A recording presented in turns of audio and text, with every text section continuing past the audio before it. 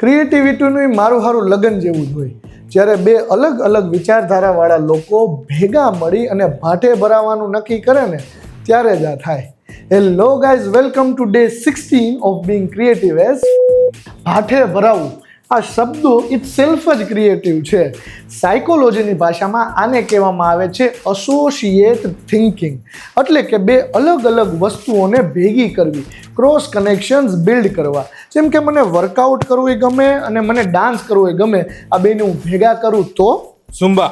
મને આઈસ્ક્રીમે ભાવે, મને સેન્ડવિચે ભાવે, પણ આ બેને ભેગા કરું તો આઈસ્ક્રીમ સેન્ડવિચ. વાહ.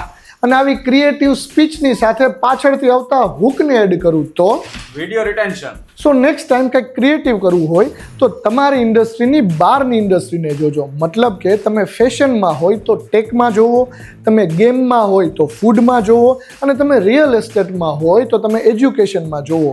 અને એ ઇન્ડસ્ટ્રીમાંથી કંઈક એક વસ્તુ પકડો અને તમારી ઇન્ડસ્ટ્રી સાથે એને ક્રોસ કનેક્ટ કરવાની ટ્રાય કરો તો ક્રિએટિવિટીના બખ્ખા બોલી જશે.